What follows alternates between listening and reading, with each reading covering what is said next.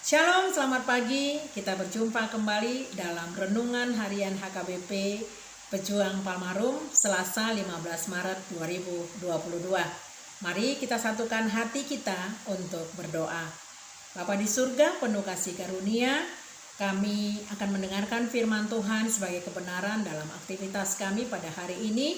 Kiranya Roh Kudus menolong kami untuk mengerti dan melakukan firman Tuhan. Amin. Firman Tuhan sebagai nats renungan kita pada hari ini diambil dari kitab Markus pasal 10 ayat 45. Saya akan bacakan untuk kita semuanya. Karena anak manusia juga datang bukan untuk dilayani, melainkan untuk melayani dan untuk memberikan nyawanya menjadi tebusan bagi banyak orang. Demikian firman Tuhan. Kalau kita membaca firman Tuhan ini, maka kita diingatkan kembali siapa sebenarnya Tuhan Yesus Kristus, Sang Juru Selamat kita yang sudah menebus kita dari kematian selama-lamanya menjadi orang-orang yang merdeka dan menerima kehidupan yang kekal. Saudaraku, menjadi murid Yesus merupakan suatu kebanggaan bagi kita. Terlebih-lebih ketika kita dipilih untuk menjadi mitra Yesus. Namun ada kecenderungan setiap manusia bahwa ketika kita sudah dilibatkan menjadi mitra Tuhan Yesus, kita menginginkan untuk menjadi tangan kanan Tuhan Yesus. Ini dapat kita lihat dari percakapan Tuhan Yesus dengan kedua muridnya, yakni Yohanes dan Yakobus anak Zebedeus, yang meminta posisi agar bisa duduk di sebelah kanan dan sebelah kiri Tuhan Yesus. Yesus memberikan pengertian dan pengajaran bahwa untuk posisi di sebelah kanan dan kirinya adalah tidak semudah yang mereka pikirkan. Ketika Yesus bertanya, mereka mampu melakukan seperti yang Yesus lakukan, meminum cawan yang harus kuminum dan dibaptis dengan baptisan yang harus kuterima. Mereka menjawab bahwa itu bisa mereka lakukan. Namun Yesus berkata kembali, tetapi hal duduk di sebelah kananku atau di sebelah kiriku, aku tidak berhak memberikannya. Saudaraku, pada dasarnya kita semua mirip dengan murid Tuhan Yesus.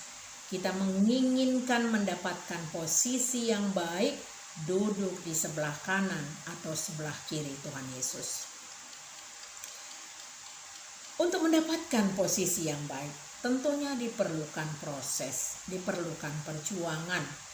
Salah satu contoh yang dapat dilihat dalam percakapan Yesus dengan muridnya, mengingatkan posisi yang baik didapatkan dengan pengorbanan dalam pelayanan, sama seperti yang Yesus lakukan kepada orang banyak saat itu, yaitu melayani dan memberikan nyawanya bagi kita manusia berdosa. Ini dapat kita lihat di Filipi pasal 2 ayat 8 dikatakan, dan dalam keadaan sebagai manusia, ia telah merendahkan dirinya dan taat sampai mati, bahkan sampai mati di kayu salib. Saudaraku, menjadi pengikut Kristus berarti harus memiliki hati hamba seperti Kristus. Berhati hamba berarti siap untuk tidak dikenal oleh orang lain, tidak dianggap dan tidak diperhitungkan oleh orang lain. Ada banyak orang Kristen yang melayani dengan harapan beroleh pujian dan hormat dari manusia. Ini sangat berbanding terbalik dengan Tuhan Yesus yang rela meninggalkan semua kebesarannya, atributnya, kemuliaannya, dan keilahiannya, menjadi seorang hamba dan menjadi sama dengan manusia. sehingga keberadaan Tuhan Yesus sama sekali tidak diperhitungkan dan bahkan dipandang oleh banyak orang sebelah mata. Saudaraku, tentunya berhati hamba berarti juga melayani dengan penuh kerelaan, pengabdian, dan kerendahan hati. Ini tentu saja kita sedang berbicara tentang sikap hati. Di dalam melayani bukan yang dilihat manusia, yang dilihat Allah.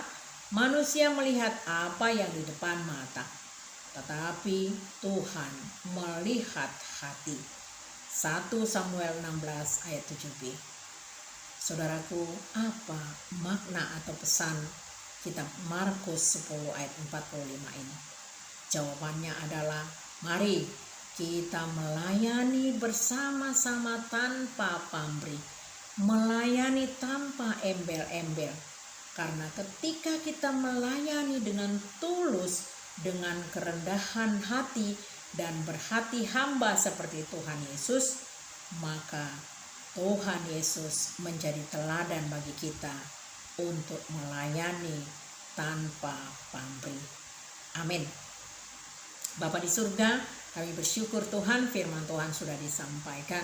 Biarlah kebenaran ini menjadi pekerjaan dan perjalanan hidup kami berjalan bersama Yesus.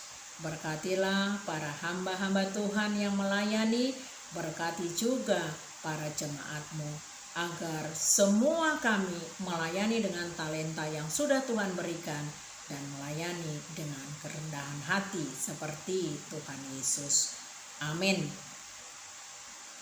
Karunia anugerah dari Tuhan Yesus Kristus, kasih dari Allah Bapa dan persekutuan dari Roh Kudus kiranya memberkati kita sekalian. Amin. Selamat beraktivitas, Tuhan Yesus memberkati.